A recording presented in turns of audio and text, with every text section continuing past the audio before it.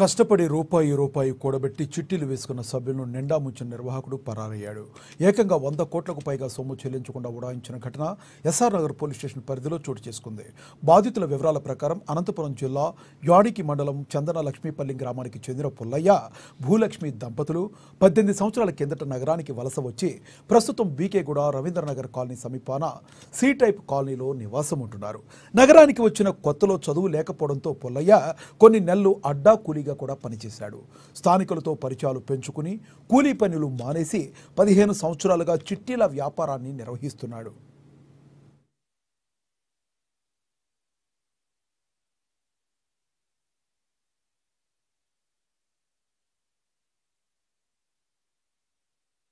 ₹1,00,000 నుంచి 50 లక్షల రూపాయల వరకు చిట్టీలను నిర్వహించేవాడు.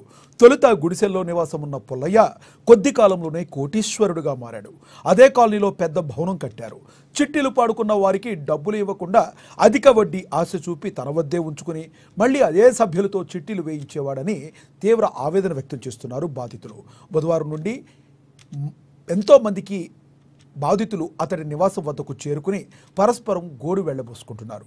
బాధితుల లెక్క ప్రకారం 100 కోట్లకు పైగా చెల్లించకుండా ఇంటికి తాళం వేసి ఫార్చునర్ కారుని అక్కడే వదిలేసి పుల్లయ్య ఉడాయించాడు. ఇంకా చాలామంది బాధితులు ఉండడంతో ఈ మొత్తం మరింత పెరిగే అవకాశం ఉంది.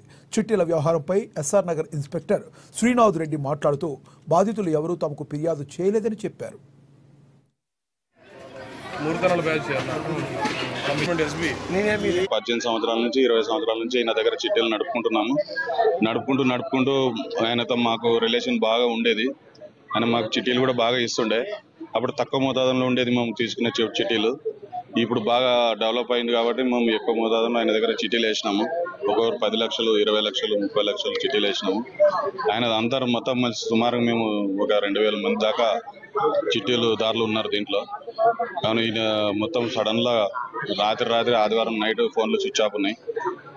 కానీ ఎక్కడున్నా కూడా ఆయన వచ్చి మాకు సెటిల్మెంట్ చేస్తాడని మేము అనుకుంటున్నాం. కాబట్టి ఆయన వచ్చి సెటిల్మెంట్ చేసి మా డబ్బులు మాకు ఇచ్చినా చాలు, మాకు అదే సంతోషం.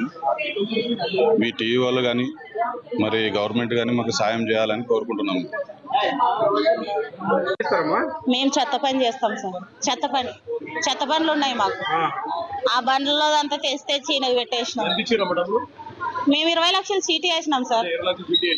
20 లక్షలు లేదు, 25 నెలలు సీటీ.